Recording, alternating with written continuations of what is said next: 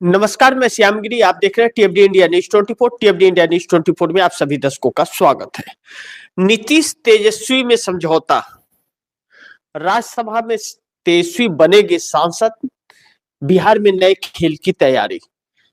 अब बड़ी तेजी से यह चर्चा चल रही है कि नीतीश कुमार और तेजस्वी यादव में बिहार के अंदर कुछ बात हुई और यह कहा जा रहा है कि तेजस्वी नीतीश से इस बात पर बात कर रहे हैं कि तेजस्वी यादव राज्यसभा सांसद बनकर के आ जाए, क्योंकि 5 सीटें राज्यसभा की खाली हो रही हैं, जिसमें 2 सीटें भारतीय जनता पार्टी के कोटे में जाएंगी और 2 सीटें जेडीयू के कोटे में, और एक विपक्ष को अगर थोड़ा सा सहारा मिल जाए तो विपक्ष जीत सकता है।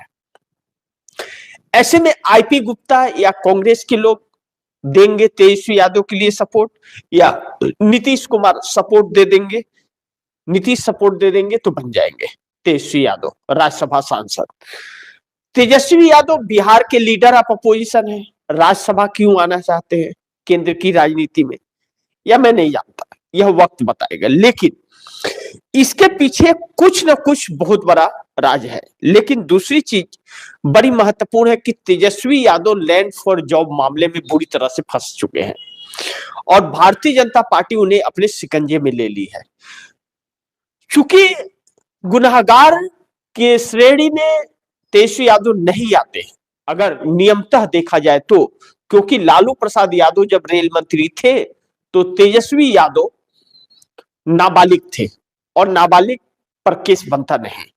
लेकिन भारतीय जनता पार्टी यह कुछ भी कर सकती है। आप देख रहे हैं जिस तरह पार्लियामेंट के अंदर हंगामे चल रहे हैं और नरेंद्र मोदी हिम्मत नहीं दिखा पाए, लेकिन कुछ भारतीय जनता पार्टी के नफरती नेता हैं जो हर सीमाएं लांघ करके अपनी नंगई पर आ गए हैं। दुर्भाग्य है इस देश का कि वैसे कलंक नेता इस देश पर है। जैसे मैं कई नेताओं का नाम न ले तो शायद बेहतर होगा, लेकिन नंगई पर यह उतरे हुए, यह नेता नहीं है किसी भी एंगल से, लेकिन यह अपनी नाकामियों को छिपाने के लिए, अपनी चरित्र को छिपाने के लिए दूसरे के ऊपर अलग अलग तरह के टिप्पणियां करते हैं।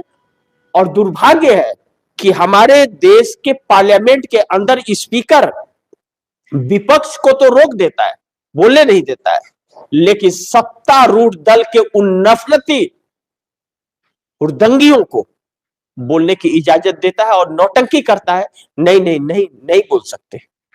एक बहुत दुर्भाग्यपूर्ण परिस्थिति इस देश के अंदर आकर के खड़ी हो गई है, जो चिंता का विषय है।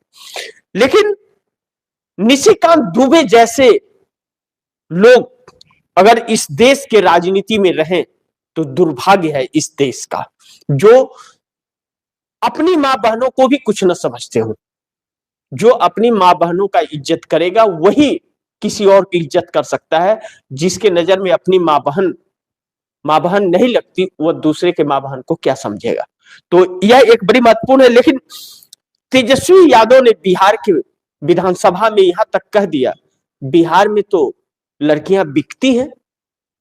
यह बात सुनकर के जो भारतीय जनता पार्टी के 2 मंत्री डिप्टी सीएम सम्राट चौधरी और विजय सिन्हा जिस तरह से बौखला से गए, लेकिन जवाब नहीं है, क्योंकि भारतीय जनता पार्टी का उत्तराखंड का नेता यह कहा कि बिहार में लड़कियां 20,000 25,000 में मिलती हैं, और एक बार नहीं कई बार कहा।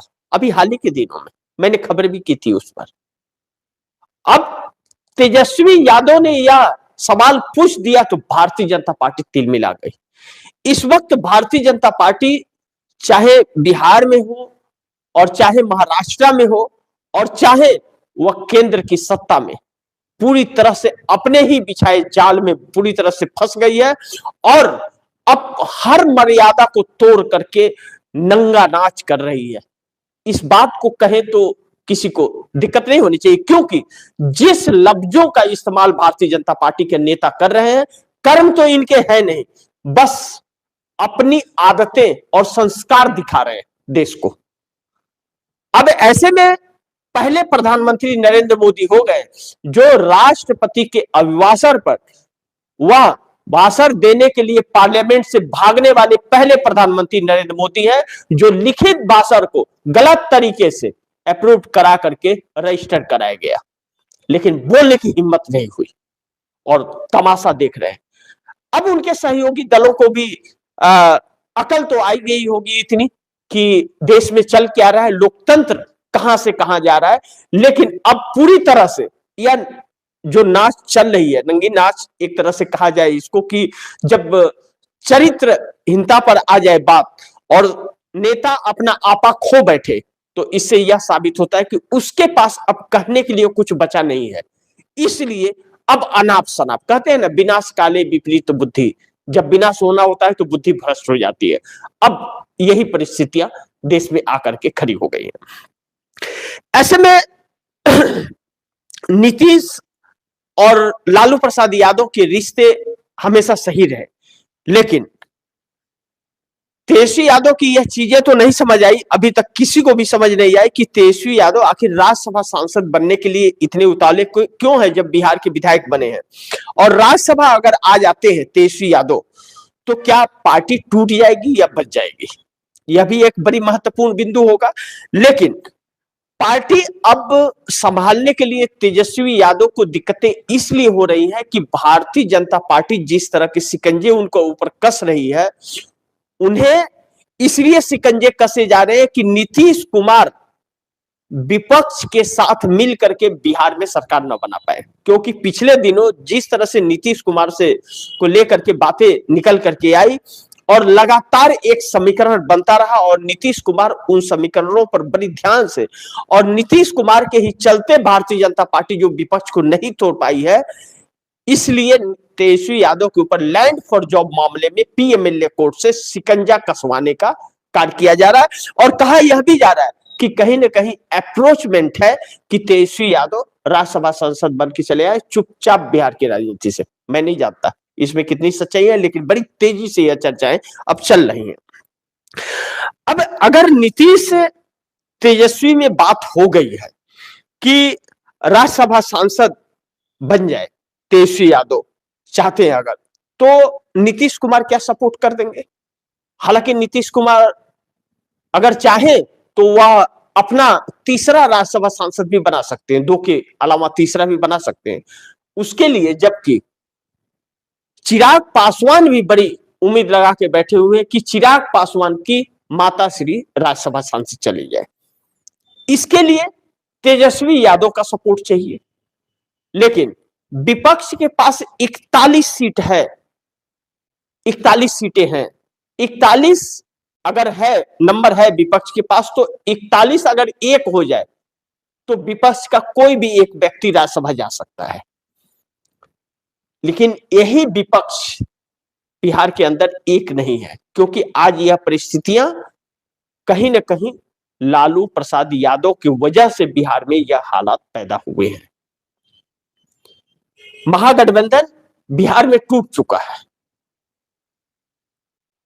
अब कांग्रेस तो तेजस्वी यादव को सपोर्ट कर देगी, लेकिन आईपी गुप्ता करेंगे क्या? आईपी गुप्ता तो बार बार नीतीश कुमार से संपर्क में है, बैठकें भी हो रही है, मुलाकातें भी हो रही है। आईपी गुप्ता का एक भी व्यक्ति कम होगा तो विपक्ष को किसी और के सपोर्ट की जरूरत पड़ेगी।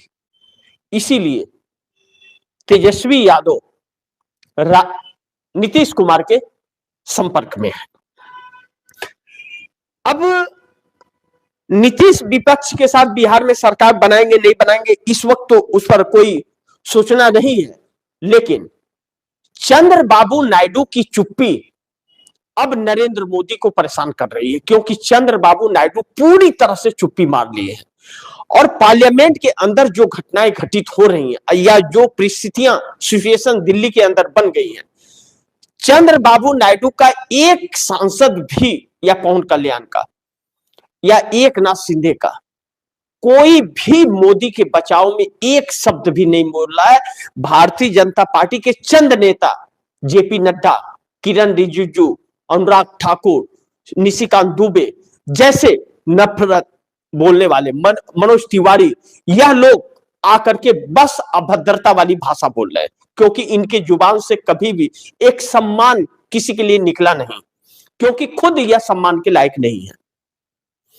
और कैसे जीत के आए हैं यह दुनिया जानती है कि इनकी जीत कितनी बड़ी और किस तरह की है सत्ता तक पहुंचने के लिए। इसमें कोई नई बात नहीं है। पूरे देश में जो चुनाव हो रहे हैं किस तरीके से हो रहे हैं, और चुनाव आयोग किस तरह संदेह के घेरे में नहीं पूरे सवालों में खड़ा है, लेकिन फिर भी सारी चीजें चल रही हैं। इसके बावजूद यह हाल है कि हमारे देश के प्रधानमंत्री, असंवैधानिक सरकार जो चल रही है उसके प्रधानमंत्री पार्लियामेंट में ढुकने की हिम्मत तक नहीं दिखा पा रहे। अब हालांकि निशिकांत दुबे का बयान जो है वह बोलना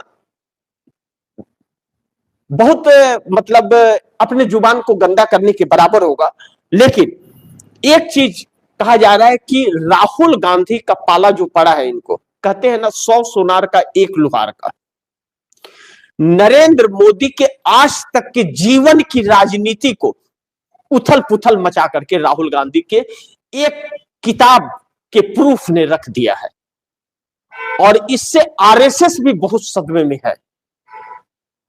अब कोई ना कोई रास्ता यह लोग राहुल गांधी के लिए जरूर निकालेंगे कि उनकी सांसदी चली जाए, कोई ना कोई रास्ता निकालने की कोशिश करेंगे। इसीलिए जहर भरी शब्दों का इस्तेमाल किया जा रहा है कि राहुल गांधी कुछ न कुछ तो आकर के आवेश में बोल दे। लेकिन एक पढ़े लिखे व्यक्ति और एक इज्जतदार व्यक्ति बहुत सोच समझ करके एक भी लफ्ज बोलता है, तथ्यों और सबूतों पर। इन नेताओं को कौन समझाए इस बात का। और दूसरी चीज कि गांधी परिवार ने इस देश के लिए अपनों को खोआ है, इस बात से इंकार नहीं कर सकते। और जिस इंदिरा और नेहरू की बात यह लोग कर रहे हैं, उसी इंदिरा और नेहरू ने इस देश को देश बनाया है, इस देश को लोकतंत्र दिया है और इस देश को संविधान दिया है। अगर नहीं दिया होता तो आज न तो आप खबरें सुनने लायक होते और न मैं खबरें सुनाने लायक होता। लेकिन मनुस्मृति को मानने वाले यह नफरती नेता, इसीलिए आरएसएस के ऊपर सरदार पटेल बेंड लगाया करते थे। 2 बार बेंड लग चुके हैं, 3 बार आरएसएस पर, लेकिन उन्हें फिर हटा लिया गया। यह कहा करते थे, कांग्रेस हमेशा कहती थी, या और कांग्रेस की सरकार जब तक रही आरएसएस एंट्री नहीं मार रहा था, नहीं मार पा रहा था राजनीति के अंदर। वह बाहर से ही जो करना था कर रहा था। लेकिन जैसे 14 में मोदी आए, पूरी तरह से भाजपा आरएसएस की हो गई। पूरे आरएसएस के संगी लोग इसमें आ गए। आज इस देश के उपराष्ट्रपति आरएसएस के हैं खुलेआम, और आरएसएस के ही एजेंडे को यह लोग आगे चलते हैं। सुप्रीम कोर्ट में, न्यायपालिका में यह आरएसएस के लोग बैठ गए। शिक्षा में आरएसएस के, स्वास्थ्य में आरएसएस के। इसीलिए पेट में कैंची भी छूट जाती है ऑपरेशन के दौरान।